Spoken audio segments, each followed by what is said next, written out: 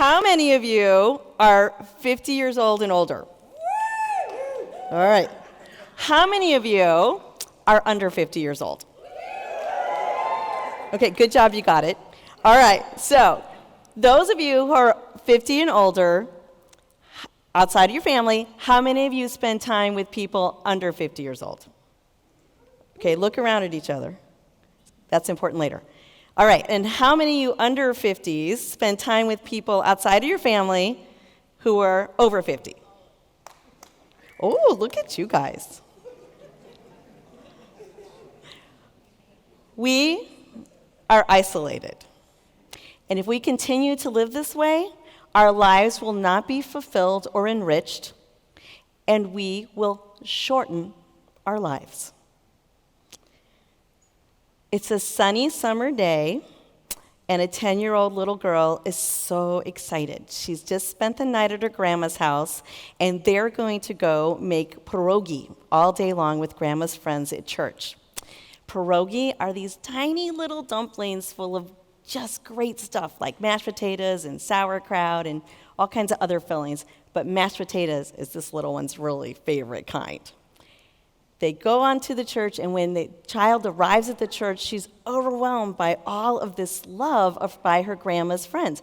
They're hugging on her, and they're kissing her, and they're punching her cheeks, and she feels so loved.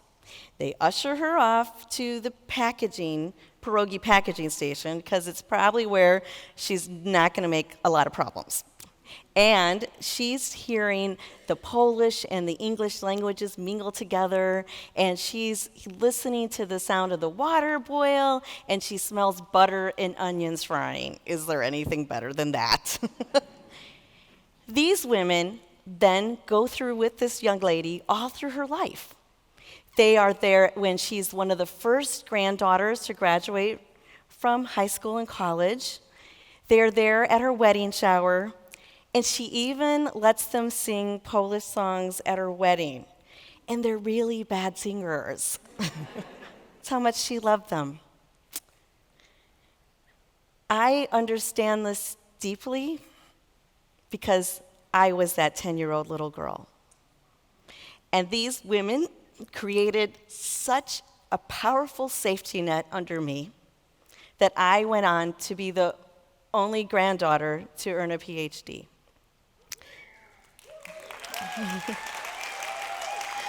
Safety nets are what support us when we're struggling. They help us to propel us when we're succeeding, and we all need safety nets. And they need to be made in an intergenerational way. When we unite the generations, we build incredibly strong safety nets. You may not think you need a safety net, but I'm here to challenge you that you do. And I'm also here to challenge you that it needs to be more than just the people who are your same age, because it needs to be deeper and stronger and wider. So it has like titanium made out of it. So you have the wisdom of your elders and the joy and the perspective of youth. It used to be we lived that way. I'm sure many of you remember that. We used to go to school all in one schoolhouse. We used to have intergenerational neighborhoods and houses. It was normal. And now it's kind of like this cool idea that we're doing, which I'm really excited about. And I'm sure that some of you in this room had this experience.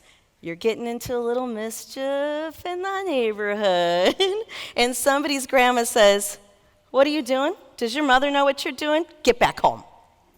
Right? Well, what happened? How is it that we got separated from each other? We created social programs. Here's a few of the reasons. We created social programs where we divided people by their ages.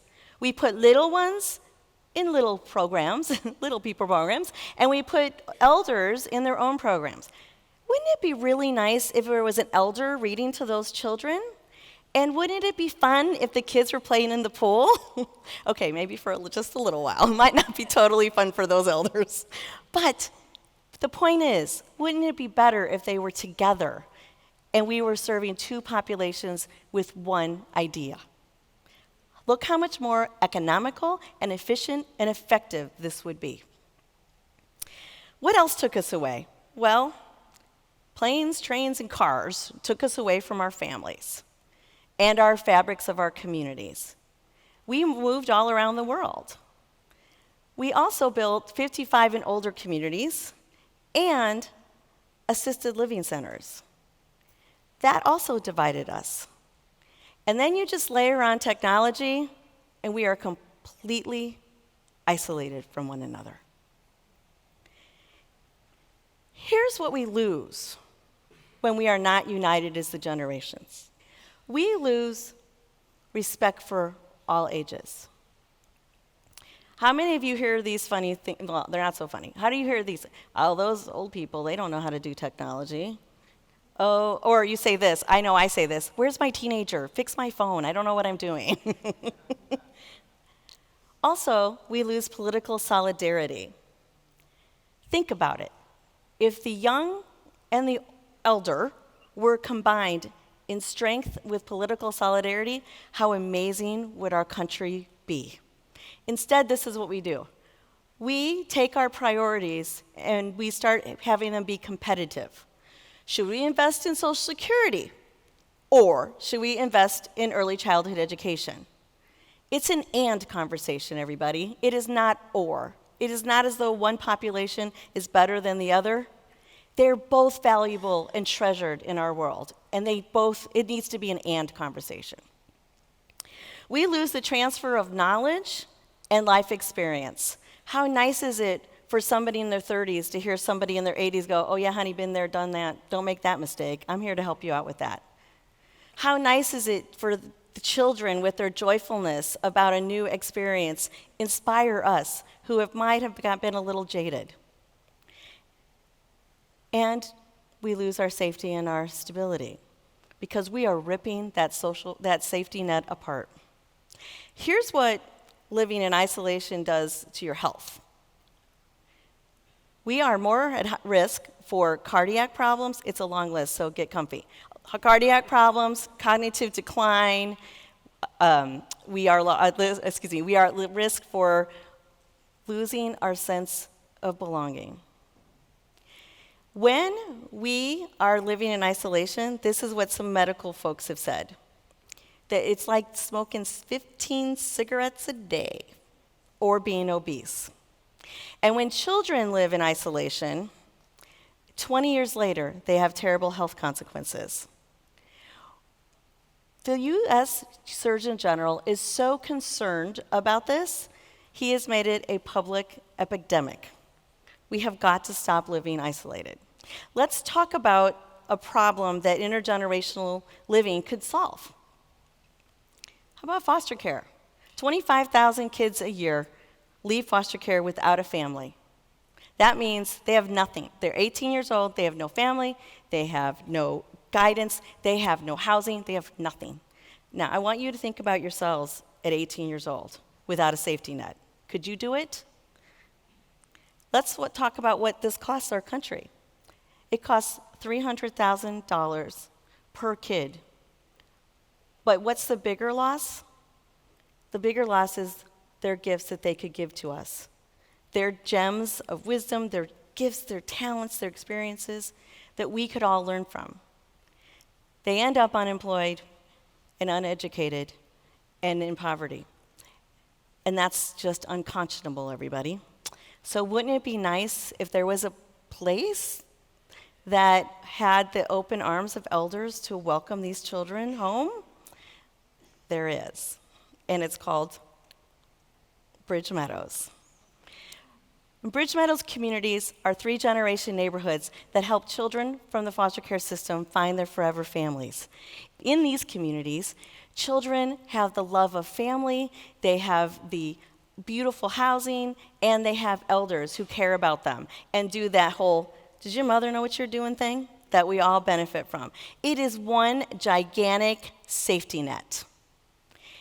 Let me give you a story. In this intergenerational community, this is how it works. Imagine you're in your 60s, and for some of you, you're 60, so that'll be an easy imagination for you. You get a call. Hello, Ms. Teddy. I'm so sorry to bother you, but this is the Child Welfare Office in Portland, Oregon, and your grandchildren are in foster care because something really tragic happened with their parents and for them. Could you please be their forever family? There's only one answer, of course. You pack up everything, you leave your life, and you come to a city you've never been to. And in that city, you don't know anybody. The kids have problems. They're traumatized. They have school problems, and you don't know where to live. And somebody says to you, have you heard about Meadows? You show up, and what happens is you get beautiful housing. But more importantly, you get an entire community wrapped around you, caring about you, and loving on you. How nice would that be as a family to have that incredible safety net? We need to bring the generations together. Our culture and society don't want us to be together, and I'm asking you to fight and resist that tendency to be separated and isolated from each other. We can do this. I believe in us. Okay, but I just want you to know, I'm not asking you to be the executive director of a nonprofit, and I'm certainly not asking you to go back home and live with your parents. That's the look of parents. And so what I'm going to ask you to do is I'm going to ask you to spend time in your front yard, not your backyard. I'm going to ask you to smile at somebody older or younger than you.